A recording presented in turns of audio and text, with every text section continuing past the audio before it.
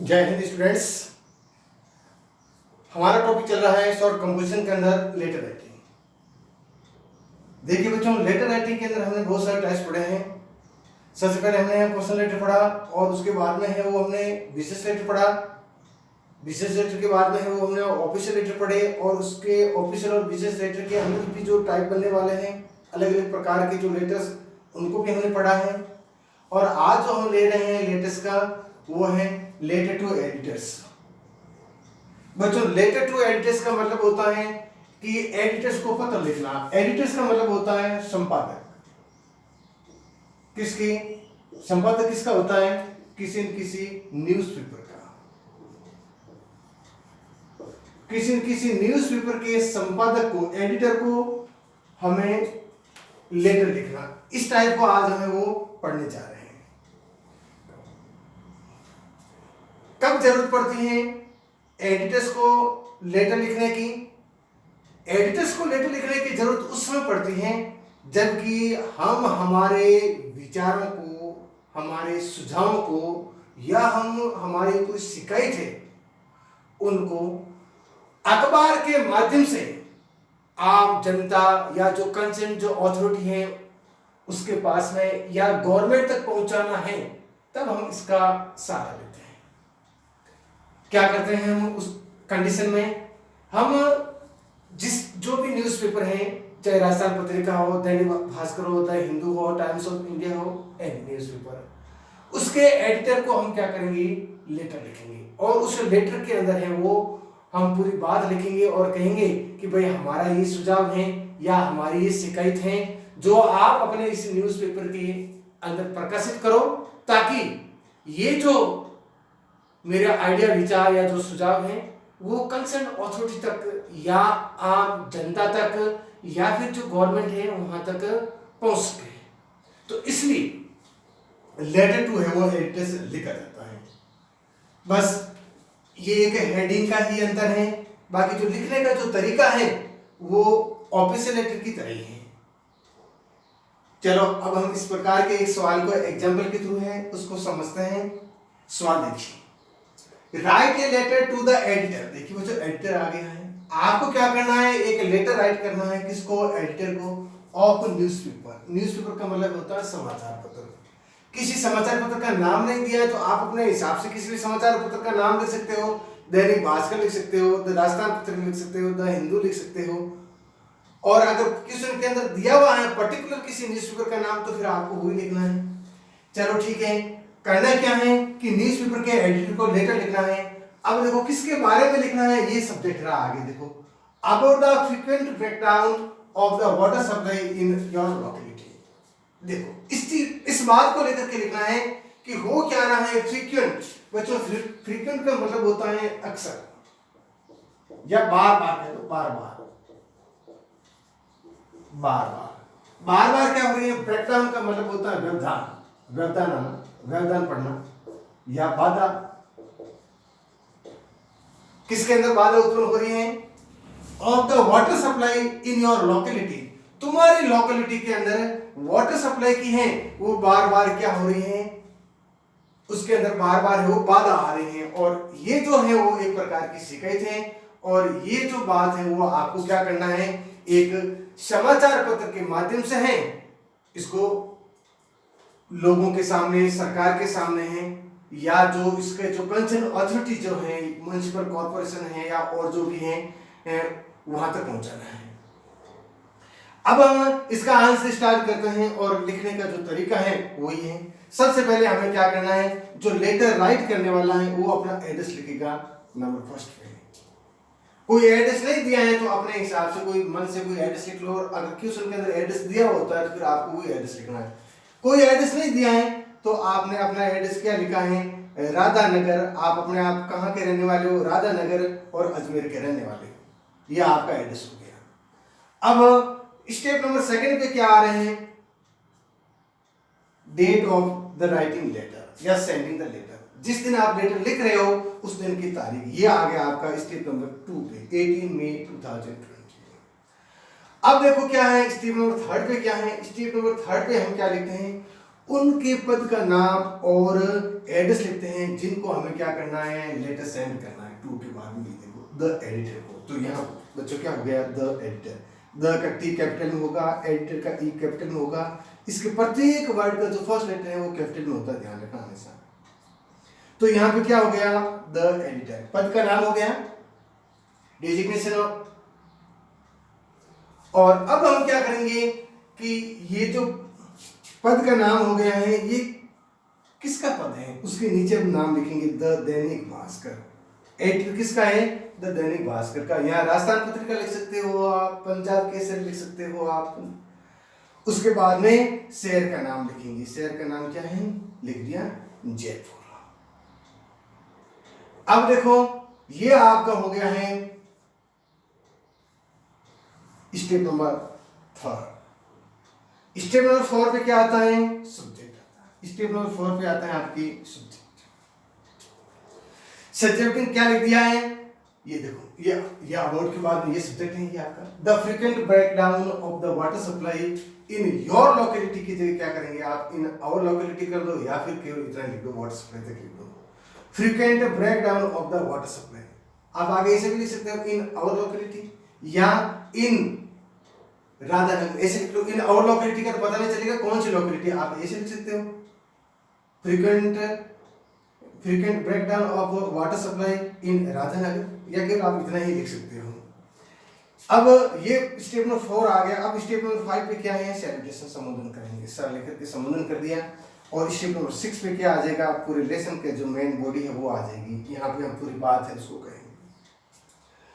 We shall be highly obliged if you kindly publish in your esteemed journal our complaint against the municipal committee about the frequent breakdown of the water supply in our locality. देखिए बच्चों, इस प्रकार से आपको start करना है।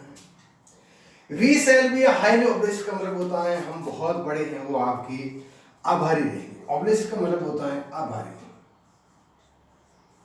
या कृतज्ञ। अगर आप ऐसा काम करते हो तो हम आपकी वो क्या रहेंगे, आभारी रहेंगे। We shall be highly obliged, हम आपके बड़े आभारी रहेंगे। If you kindly published in your esteemed journal our complaint against the municipal committee about the frequent breakdown of the water supply in our locality. किसके काम रहेंगे कि यदि तुम क्या कर लेते हो कि तुम्हारा जो एस्टीम जो जर्नल है इसके अंदर कृपया करके क्या कर दो, पब्लिश कर दो। पब्लिश का मतलब होता है प्रकाशित करना, और एस्टीम का मतलब होता है सम्मानित या प्रतिष्ठित। आपका जो सम्मानित जो प्रतिष्ठित जो जर्नल पत्रिका है इसके अंदर आपको क्या करना है, कृपया करके आप है वो पब्लिश कर दो, प्रकाशित कर दो। क्या प्रकाशित कर दो, कंप्लेंट को अगेंस्ट द म्युनिसिपल कमिटी, किसके विरुद्ध कर दो, म्युनिसिपल कमिटी के विरुद्ध कर दो। क्योंकि ये काम वाटर सप्लाई का काम म्युनिसिपल कमेटी का है, तो आप ऐसे करो कि आपके ये जो सम्मानित जो जर्नल है, जो पत्रिका है, इसके अंदर आप है वो क्या करो, हमारी इस शिकायत को है वो पब्लिश कर दो। और ये भी शिकायत म्युनिसिपल कमेटी के विरुद्ध में है, और किसके बारे में है, about the frequent breakdown of water supply in our locality. हमारी लोकेलिटी के अंदर बार बार जो वाटर सप्लाई के अंदर जो ब्रेकडाउन हो जाता है उसके बारे में। आगे देखिए, in spite of several complaints and reminder there has been no improvement in the water supply system. आगे ये भी बात कह, देखो इन स्पाइट ऑफ का मतलब होता है, ये फ्रेज है बच्चों जिसका मतलब होता है के बावजूद, के बावजूद। इन spite of several complaints, several अनेक सारी बहुत सारी शिकायतों के बावजूद, एंड रिमाइंडर, रिमाइंडर का मतलब होता है स्मरण पत्र। ये भी एक प्रकार का पत्र होता है, हिंदी में आप इसको किस प्रकार का पत्र कहते हैं, स्मरण पत्र। स्मरण पत्र क्या होता है कि कोई भी बात है वो आप किसी कार्यालय तक लिखते हैं और उस बात के अंदर कोई, उस शिकायत के अंदर किसी भी प्रकार का सॉल्यूशन नहीं होता है, तो वापस वही बात आप रिवाइज करते हैं, तो उसको आप क्या कहेंगे, स्मरण पत्र या रिमाइंडर, यानी उसी चीज को वापस है वो उसको याद दिलाना। तो क्या लिखा है कि बहुत सारे हमने कंप्लेंट्स लिखी हैं और बहुत सारे हमने रिमाइंडर भेजे हैं, there has been no improvement in the water supply system, लेकिन वाटर सप्लाई सिस्टम के अंदर किसी भी प्रकार का क्या नहीं है, कोई इंप्रूवमेंट नहीं है। बच्चों इंप्रूवमेंट का मतलब क्या होता है, सुधार। वाटर सप्लाई जो है, पानी की जो पूर्ति है का जो तरीका है वो पहले की बात ही है।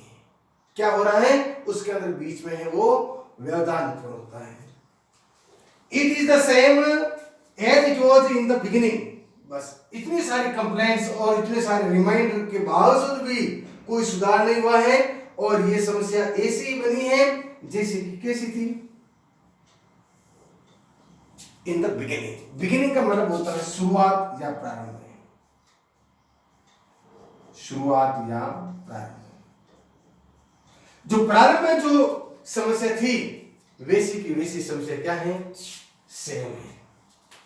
अब पैराग्राफ चेंज करके आपको लिखना है water is supplied for only a few hours। अब देखो वाटर सप्लाई के अंदर किस प्रकार की जो है वो समस्या है, उस समस्या को आपको एक अलग पैराग्राफ के अंदर लिखना है। देखिए जब भी आप लेटर लिखते हैं तो इसका अलग अलग पैराग्राफ के अंदर अलग अलग प्रकार के व्यूज देने हैं। जैसे किस पैराग्राफ के अंदर आपने एक समस्या बता दी, ठीक है, फिर है आपने अपने सुझाव बता दिए, फिर आपने वो एक प्रकार का सारांश बता दिया। इस प्रकार हर जो व्यू है उसका एक अलग पैरा होना चाहिए। तो water is supplied for only a few hours, इसमें क्या लिखा है कि जो जल आपूर्ति है वो केवल और केवल कुछ ही घंटों तक की जाती है। And the time of supply is not fixed, और इसके साथ साथ में ये जो सप्लाई का जो टाइम है वो भी फिक्स नहीं है। एक तो जो पानी की जो पूर्ति होती है बहुत कम समय तक के लिए होती है और उसके बावजूद भी ये पूर्ति होती है, कोई इसका टाइम फिक्स है नहीं, कोई टाइम टेबल के अनुसार सप्लाई हो ही नहीं रही है, कभी सुबह तो कभी शाम, कभी दोपहर को। The supply stopped at any time, और इसके साथ में और देखो क्या लिखा है कि ये जो सप्लाई है, इस सप्लाई को भी है वो किसी भी समय क्या कर दिया जाता है, स्टॉप कर दिया जाता है। स्टॉप का मतलब क्या होता है, रोक देना या बंद कर देना, कोई फिक्स टाइम ही नहीं। शुरू किया और तुरंत भी बंद कर देते हैं, थोड़ी देर चला के बंद कर देते हैं। तो the supply is stopped at any time, और किसी भी समय इसकी सप्लाई को बंद कर देते हैं। सप्लाई का आवर्स फिक्स नहीं है।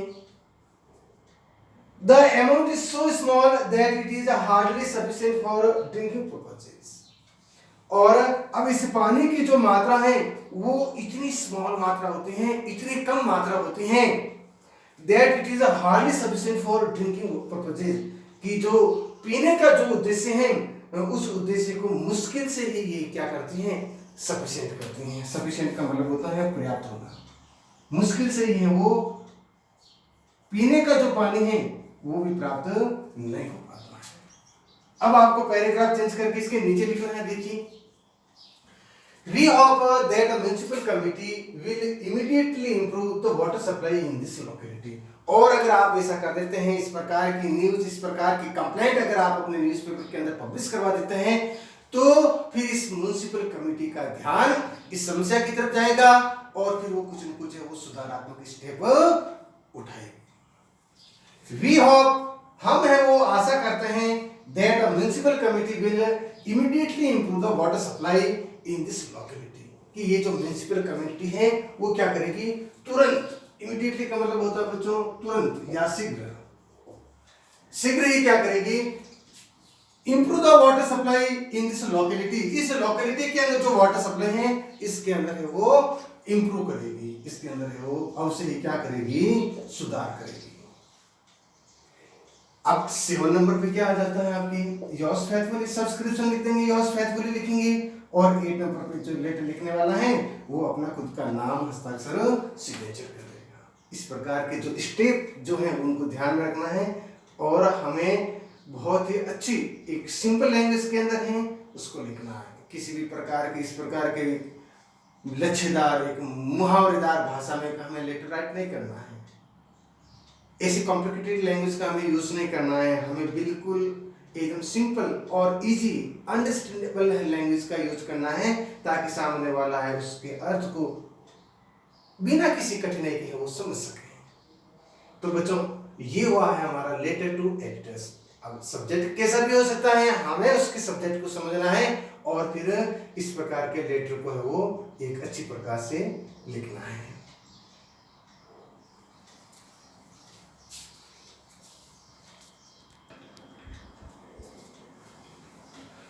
तो देखिए स्टूडेंट्स, अब जो हम लेटर राइटिंग का जो टाइप्स ले रहे हैं वो नेक्स्ट और लास्ट जो टाइप्स हैं समझे अच्छी तरीके से। Application for job including CV और रिज्यूम। देखिए बच्चों, ये जो लेटर का टाइप है ये एक प्रकार का एप्लीकेशन कह सकते हैं हम इसको। एप्लीकेशन का मतलब आवेदन होता है, किसके लिए आवेदन करना है? जॉब के लिए। कभी कभी हमें है वो नौकरी जॉब प्राप्त करने के लिए भी हमें प्रार्थना पत्र लिखने होते हैं, तो ये उसमें से एक प्रकार का प्रार्थना पत्र है। इंक्लूडिंग का मतलब होता है शामिल होना या समाहित होना। शामिल, जिसके अंदर किस चीज को शामिल किया जाता है? सीवी को ऑब्लिक रिज्यूम। मतलब सीवी का मतलब होता है करिकुलम विटा, जिसका अर्थ क्या होता है? बायोडाटा। बायोडाटा मीन्स व्यक्ति की अपने पर्सनल डिटेल, खुद की जो पर्सनल डिटेल दी जाती है, उसका रिलीजन क्या है, उसकी डीओबी क्या है, उसके एजुकेशनल क्वालिफिकेशन क्या है, उसका वर्क एक्सपीरियंस क्या है, और भी खुद के पर्सनल सेल्फ से रिलेटेड जो बातें बताई जाती हैं वो ही इसके अंदर लिखा जाता है, सीवी और रिज्यूम। तो इस बात को नोट रखेंगे कि जब भी आपको एप्लीकेशन फॉर जॉब लिखना है, यानी नौकरी के लिए अगर आपको कोई प्रार्थना पत्र लिखना है, तब इसके अंदर इस चीज को आपको इंक्लूड अवश्य ही करना है। किसको? सीवी या रिज्यूम, जिसका मतलब ही क्या होता है? बायोडाटा, यानी खुद की पर्सनल जो डिटेल्स जो देनी होती हैं वो बात। अब हम इसको एक क्वेश्चन की एग्जाम्पल देते हुए समझने की ट्राई करते हैं कि किस प्रकार एक एप्लीकेशन फॉर जॉब है वो लिखा जाता है। देखिए बच्चों, क्वेश्चन में क्या लिखा है? Write an application in reply to the following advertisement. आपको क्या करना है? आपको एक एप्लीकेशन लिखनी है। एप्लीकेशन का मतलब, एप्लीकेशन मीन्स लेटर। आपको एक है वो लेटर लिखना है, वो किसके रिप्लाई में लिखना है। रिप्लाई का मतलब होता है प्रत्युत्तर देते हुए to the following advertisement. Following advertisement का मतलब होता है एक नीचे एडवर्टाइजमेंट लिखी हुई है, इस एडवर्टाइजमेंट का जवाब देते हुए आपको क्या करना है कि एप्लीकेशन फॉर जॉब लिखना है।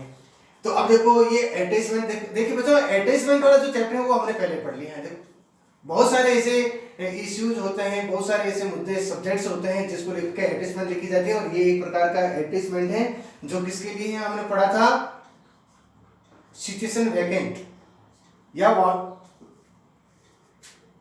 Wanted vacant. तो इसके उसी में से ये एक एडवर्टाइजमेंट है, इसको देखिए लिखा है कि wanted an experience proof reader with good knowledge of English, contact the chief editor the Rajasthan Patrika Jaipur. ये एडवर्टाइजमेंट है, इस एडवर्टाइज को पढ़ना है, अच्छी तरीके से समझना है, और फिर इसका इस एडवर्टाइजमेंट का रेफरेंस देते हुए, इसकी रिप्लाई देते हुए आपको है वो नौकरी के लिए एक प्रार्थना पत्र लिखना है। देखो एडवर्टाइजमेंट में क्या पूछा गया है? एडवर्टाइजमेंट जो है वो जब प्रकाशित हुआ उसके अंदर क्या बात लिखी हुई थी? उसमें लिखा हुआ था एन एक्सपीरियंस प्रूफ रीडर। उनको क्या चाहिए? एक एक्सपीरियंस प्रूफ रीडर चाहिए, एक अनुभवी है वो प्रूफ रीडर चाहिए, with good knowledge of English, और साथ में उसको अंग्रेजी का एक अच्छा नॉलेज भी होना चाहिए, और उसके बाद में लिखा है कॉन्टेक्ट, उसको कॉन्टेक्ट करना है। अगर ऐसा कोई आदमी है तो उसको किससे कॉन्टेक्ट करना है? द चीफ एडिटर से, और चीफ एडिटर है किसका? द राजस्थान पत्रिका, कहाँ? जयपुर। तो ये जो एडवर्टाइजमेंट है, इस एडवर्टाइजमेंट का रेफरेंस देते हुए हमें रिप्लाई करना है, और एक नौकरी के लिए आवेदन पत्र हमें लिखना है। लेटर लिखने का वही तरीका, हम उसी फॉर्मेट को फॉलो करेंगे। सबसे पहले जो है वो स्टेप बाय स्टेप चलेंगे, और जो पहला जो स्टेप है इसमें हम क्या लिखेंगे? द एड्रेस ऑफ सेंडर्स या राइटर्स। जो लेटर लिख रहा है या जो लेटर भेज रहा है उसका खुद का एड्रेस आएगा। स्टेप नंबर फर्स्ट, देखिए बच्चों, स्टेप नंबर फर्स्ट पे क्या हो गया? जो लेटर लिखने वाला है या जो लेटर भेजने वाला है, सेंडर्स एड्रेस हो गया। इसमें सेंडर्स एड्रेस में क्या है? ये जो लेटर भेजने वाला कहाँ का रहने वाला है? Old railway station road, Udaipur का रहने वाला। ये स्टेप नंबर फर्स्ट हो गया। अब हम नेक्स्ट स्टेप पे चलेंगे, स्टेप नंबर 2। स्टेप नंबर 2 में क्या लिखेंगे? लेटर भेजने की डेट लिखेंगे। अब लेटर कब सेंड हो रहा है? 18 मई 2020। स्टेप नंबर 2 हो गया। अब स्टेप नंबर 3 पे हम क्या लिखेंगे? स्टेप नंबर 3 पे हम लिखेंगे जिसको हम लेटर सेंड कर रहे हैं उसके पद का नाम, और साथ साथ में उसका एड्रेस लिखेंगे। तो अब पद का नाम क्या है? पद का नाम है द चीफ एडिटर। मुख्य जो है वो संपादक है, किसका है मुख्य संपादक? द राजस्थान पत्रिका का। कहाँ? किसका है, जो ऑफिस है हेड ऑफिस का है जयपुर। तो ये अपना हो गया है स्टेप नंबर 3। अब देखिए नेक्स्ट स्टेप बाय स्टेप चलते हैं। जो नेक्स्ट स्टेप है, अब इसमें हमें क्या लिखना है, सब्जेक्ट लिखो, या सब्जेक्ट लिखो तो सब्जेक्ट लिख सकते हैं आप, या मिस हो गया है, सब्जेक्ट लिख सकते हैं आप, सब्जेक्ट। और सब्जेक्ट में क्या लिखेंगे आप, सब्जेक्ट में आप लिखेंगे an application for the job of a proof reader.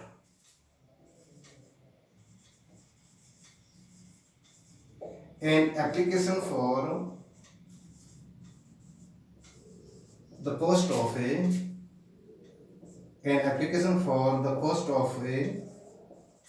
proofreader. देखो ये एक प्रकार की पोस्ट होती है। प्रूफ रीडिंग का काम जो करते हैं वो प्रूफ रीडर कहलाते हैं।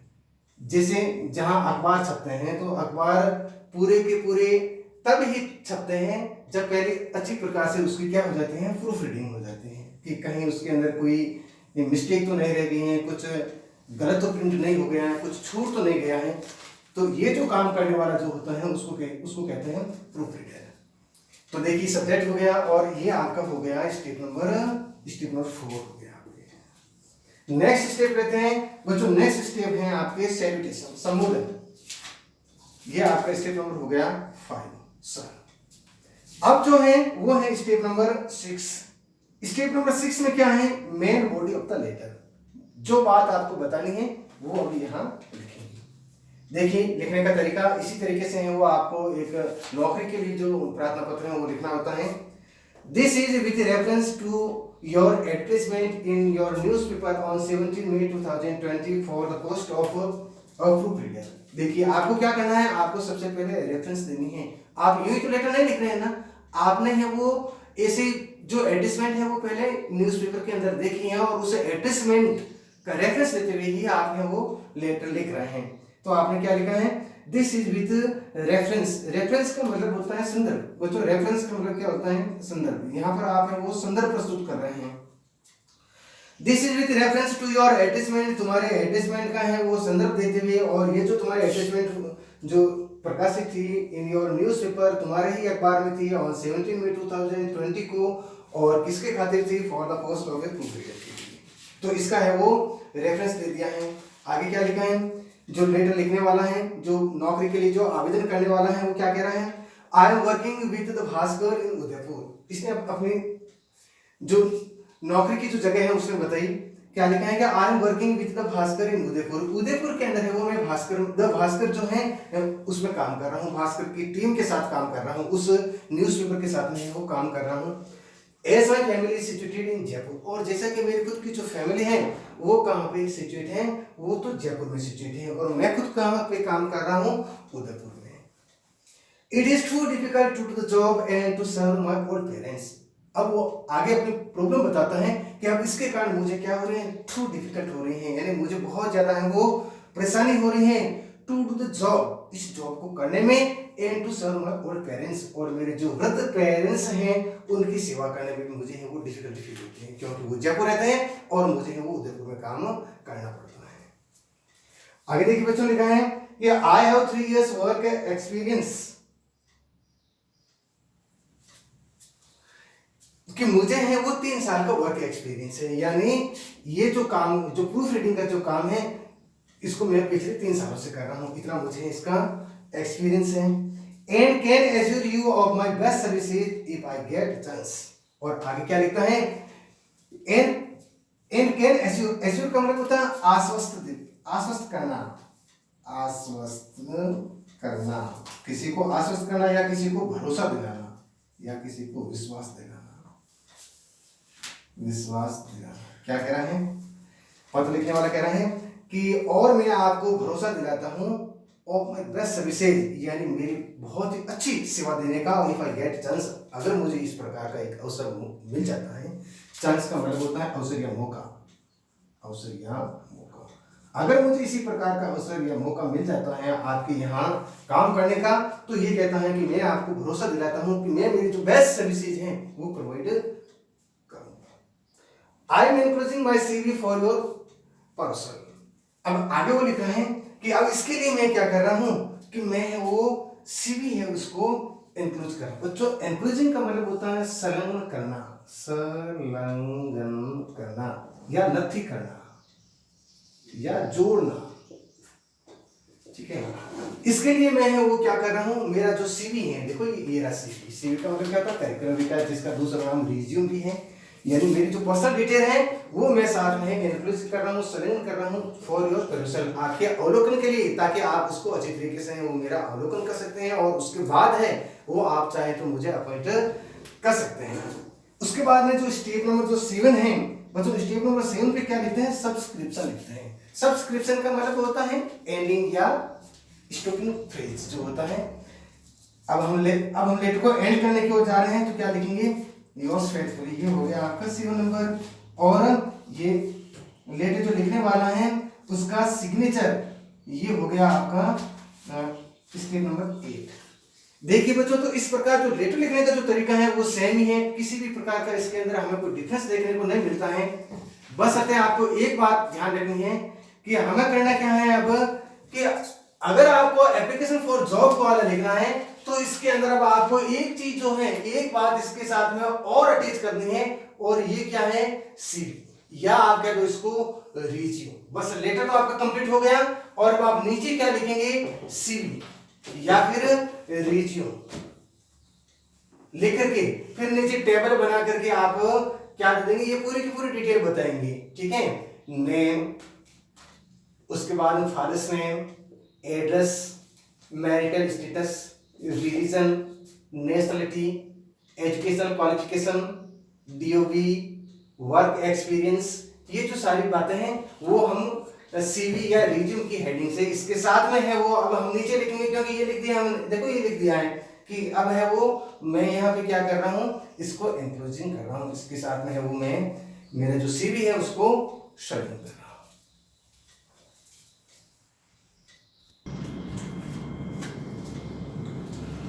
तो देखिए बच्चों, जब नौकरी के लिए आपको प्रारंभ पत्र लिखना होता है तो साथ में CV या रिज्यूम जो है वो अटैच करना होता है, वो आपको संलग्न करना होता है, जिसका मतलब होता है बायोडाटा, खुद का जो सेल्फ जो परिचय होता है या अपने खुद का जो एक्सपीरियंस क्वालिफिकेशन वगैरह जो होती है वो इसके अंतर्गत आती है। अब CV और जो रिज्यूम लिखना है वो आप इस प्रकार से टेबल बना करके भी है वो लिख सकते हैं। जैसे यहाँ एक तरफ लिख दिया नेम, क्या नाम है, जो एप्लीकेंट है उसका नाम क्या है वो लिख दिया आगे, ये जो एप्लीकेंट है जिसका नाम है अपेक्षित याग्निक। अब उसके बाद में क्या लिखा है, एड्रेस लिखा है, कहाँ के रहने वाले हैं, ये 12 अशोक नगर रोड और रेलवे स्टेशन जयपुर के। ये जो है वो स्टेप आपको ध्यान रखना है कि CV रिज्यूम के अंदर कौन कौन सी जो बातें हैं वो लिखी जाती हैं। जैसे नेम लिखा गया, उसके बाद में क्या लिख दिया है, एड्रेस लिख दिया है। अब क्या लिखेंगे, अब लिखेंगे date of birth. Date of birth क्या है, December 22, 1982। उसके बाद में है वो मैरिटल स्टेटस का मतलब होता है वैवाहिक स्थिति, विवाहित हैं तो लिख दिया मैरिड, और विवाहित नहीं है तो लिख दो आप अनमैरिड। उसके बाद में लिख दिया है एजुकेशन क्वालिफिकेशन। एजुकेशनल क्वालिफिकेशन क्या है, शैक्षणिक योग्यता, एजुकेशन का मतलब होता है शैक्षणिक, और क्वालिफिकेशन का मतलब होता है योग्यता। अब शैक्षणिक योग्यता लिखो कि क्या पढ़ा लिखा है, तो यहाँ लिख दिया है MA English Rajasthan university Jaipur. Rajasthan university Jaipur से है वो MA इंग्लिश में, ये उनकी क्या हो गई, एजुकेशन क्वालिफिकेशन हो गई। अब उसके बाद में क्या लिखा है, जॉब एक्सपीरियंस। जॉब एक्सपीरियंस का मतलब होता है कि जिस जॉब के लिए वो अप्लाई कर रहा है उसका जो है एक्सपीरियंस है कि नहीं है तो कितना है, तो ये लिख दिया जॉब एक्सपीरियंस। और आगे लिखा है working as a proof reader for the last 3 years with Bhaskar. बिल्कुल इसको एक्सपीरियंस है, और कितने टाइम का एक्सपीरियंस है, इसे लिखा है कि मुझे पिछले 3 सालों से है वो एक प्रूफ रीडर के रूप में काम करने का अनुभव है, और वो भी किसके साथ में, भास्कर, यानी जो भास्कर जो न्यूज़पेपर है वहां ये पिछले 3 सालों से वो क्या कर रहा है, प्रूफ रीडर के रूप में काम कर रहा है। नेक्स्ट बच्चों जो है लिखा है एक्सपेक्टेड सैलरी। एक्सपेक्टेड का मतलब होता है प्रत्याशित, या कहेंगे आप कितनी है वो सैलरी चाहते हैं, कितने तक है वो आप जो तनख्वाह है उसकी आशा रखते हैं, कितनी तनख्वाह आप चाहते हैं। तो यहाँ तो लिख दिया है as per rule. As per rule का मतलब होता है नियमानुसार, कि जैसा आपका नियम है प्रूफ रीडर को जितना आप पेमेंट करते हैं उतना दे देना। और अगर आप लिखना भी चाहते हैं कि नहीं मैं तो इतना पेमेंट है वो पहले ले रहा था और मुझे इतना पेमेंट चाहिए, तो आप अपनी एक्सपेक्टेड सैलरी भी है वो लिख सकते हैं, 30,000 पर मंथ या 50,000 पर मंथ जो भी है। नेक्स्ट जो है वो नेक्स्ट जो लिखा गया है रेफरेंसेस। रेफरेंसेस का मतलब होता है भैया आप अपना है वो अपनी अगर अपने खुद की पैठ अगर बतानी है किसी के थ्रू तो वो बता दीजिए। तो यहाँ इसे लिख दिया है कि पहले जब मैंने काम किया था उससे अगर आप मेरे बारे में पूछना चाहते हैं तो आप पूछ करके पता कर सकते हैं। कौन है ये मिस्टर मीटर हैं। कौन एडिटर हैं, कहाँ के, द भास्कर के उदयपुर, जहाँ इस अपेक्षित याग्निक ने वो पहले काम किया था। तो इस प्रकार से बच्चों एक जो नौकरी के लिए जो प्रार्थना पत्र होता है वो लिखा जाता है। बस अंतर सिर्फ इतना है कि बाकी जो बिजनेस लेटर और जो ऑफिशियल जो लेटर पढ़े थे उसमें हमने इस बात को नहीं लिखा था, किसको, सीवी और रिज्यूम को नहीं लिखा था। लेकिन जब बात आ जाती है एप्लीकेशन फॉर जॉब तब